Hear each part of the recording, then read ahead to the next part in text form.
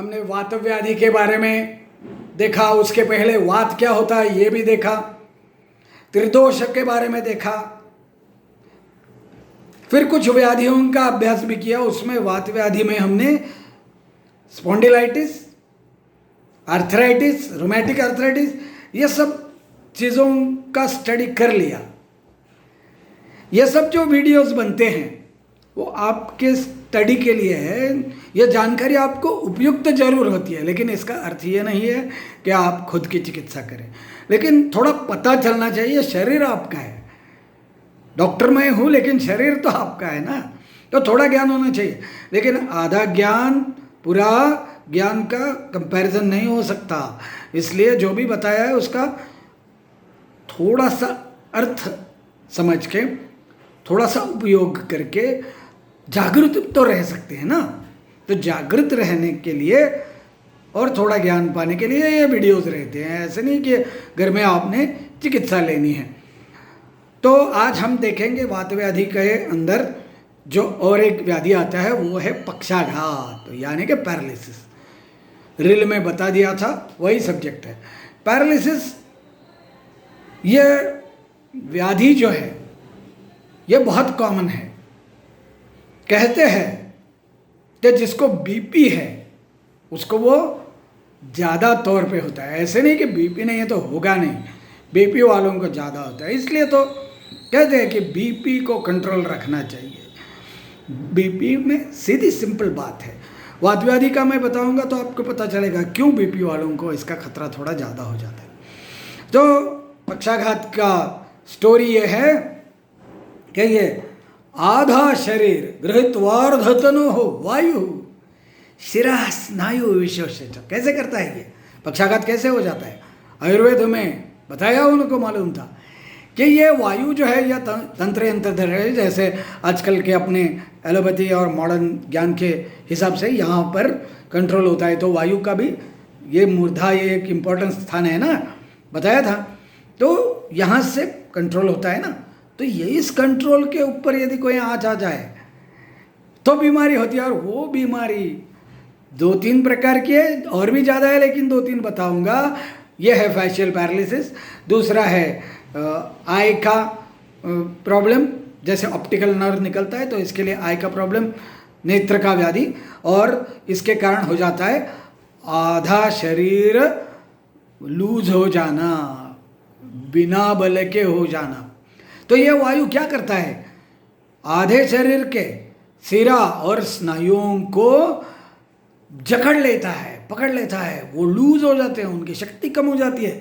और कहा है पक्षमन्यतरम हंति। एक पक्ष मतलब पार्ट, हाफ, तो आधा पार्ट। पक्ष मतलब मालूम है आपको, शुक्ल और कृष्ण पक्ष है, आधा आधा है महीने का।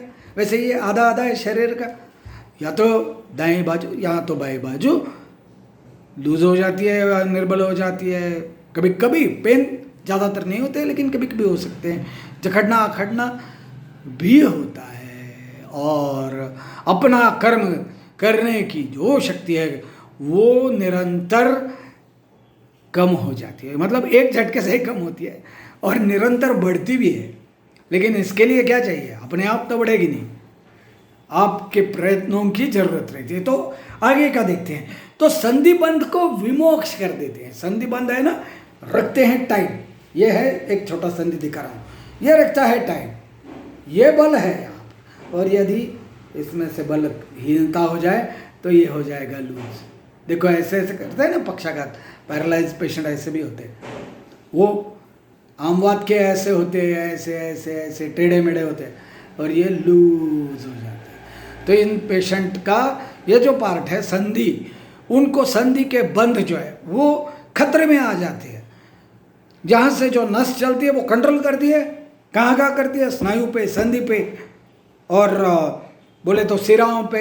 अंदर सिराएँ होती है, कंडरा होती है, तो उन पे कंट्रोल होता है। ये कंट्रोल निकल जाएगा पक्षाघात में तो ओनली यहाँ पर हो जाएगा तो फैशियल पैरालिसिस होता है। अगर थोड़ा ऐसा हो जाता है और बोलने में मुश्किल होती है। That is another. ये मैं किसी की ये नहीं कर रहा हूँ, ट्रोल नहीं कर रहा हूँ किसी को, ये दिखा रहा हूँ साइंस के तौर पे।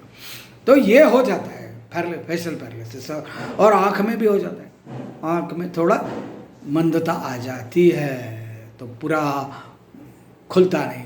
पक्षम के और व्याधि है उनमें भी खुलता नहीं है और पक्षाघात में भी नहीं खुलता है, तो ये थोड़ा अलग अलग होता है। तो इस प्रकार से अन्यतर पक्ष को, संधिबंध को मोक्ष विमोक्ष करके या लूज करके ये तकलीफ देता है। क्यों करता है ये सब? ये तो वात व्याधि है, तो शरीर में वात की वृद्धि होने के कारण हमारे वात दोष का जो कंट्रोल है एक्सक्यूज मी, वात का कंट्रोल हो जाता है कम और हो जाता है ये पक्षघात। तो वात व्याधि के जो कारण बताए थे वो जाकर निकालिए, नहीं तो अगले में बता दूंगा। थोड़ा निकालो, थोड़ा सब देख लो ना। तो वात व्याधि का जो भी कारण है वो सब कारण इस व्याधि के भी है। तो ये होता है, तो कोई भी आधा एरिया, कृष्णार्ध काया, कोई भी आधा शरीर का हिस्सा इसमें अफेक्ट हो सकता है। कभी कभी ऊपर वाला ठीक रहेगा, नीचे वाला हाफ भी जाएगा, और बुढ़ापे में भी आधा बल निकल जाता है, पैराप्लेजिया बोलते हैं उसे, निकल जाता है। तो ये भी हो सकता है। और विचेतन बधिर भी होता है। विचेतन मतलब चेतना नहीं रहती, सेंस नहीं रहता, इसीलिए इसमें दुख या पेन की भावना कम होती है, या तो होती ही नहीं है, क्योंकि ये नसें जो है, नर्व टिश्यू है, वो उनका काम ही अच्छा नहीं होगा तो कैसे चेतना रहेगी, बधिरता ही आएगी ना। तो ये हो जाता है विचेतना। इसको बोलते हैं एकांग रोग भी बोलते हैं, हाँ। तो ये है, ये उसका कारण और लक्षण बता दिया क्या होता है। और भी है, हम बीपी का जिक्र कर रहे थे। तो जब आपका बीपी हाई हो जाएगा तो क्या होगा, मस्तिष्क के अंदर जो सिराएं हैं उनको बहुत ज़्यादा प्रेशर से ब्लड मिलेगा। ज़्यादा प्रेशर से ब्लड मिलेगा तो कोई अंतिम केशिका है, जो छोटी सी रक्तवाहिनी होती है, अंतिम केशिका, तो वो बर्स्ट भी हो सकती है, ब्लीडिंग होगा।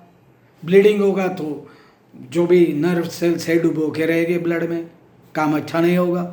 कभी कभी ब्लड सप्लाई कम हो जाता है, इश्मिया, तो इस कारण से ये पक्षाघात हो जाता है। बीपी वालों को थोड़ा ज़्यादा होता है, जिसको बीपी नहीं है उसका भी सडनली ये हो सकता है। इसलिए जनरल फिटनेस तो इम्पॉर्टेंट है। जनरल वात के, आप यदि वात को कंट्रोल में रखोगे तो बीपी भी कंट्रोल रहेगा, वात व्याधि भी कंट्रोल रहेंगे, और ये कंट्रोल में रहेगा पक्षाघात भी, और फेशियल पैरालिसिस और बैटल पैरालिसिस। और इसमें और एक है, वो बाद में बता दूंगा। ये वो बहुत इम्पोर्टेंट बातें बतानी है, तो एक ही वीडियो में सब नहीं करेंगे। ये पक्षाघात में क्या क्या औषधोपचार रहते हैं, ये है।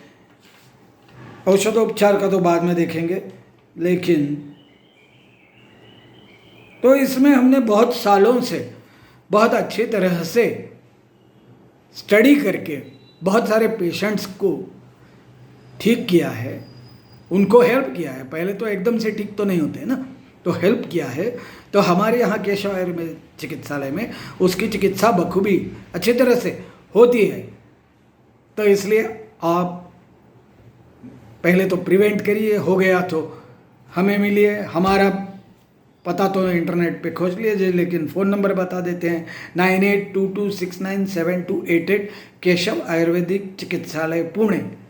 बस आपकी कृपा से और भगवान की कृपा से सब चल रहा है, और क्या बोलूँ, धन्यवाद।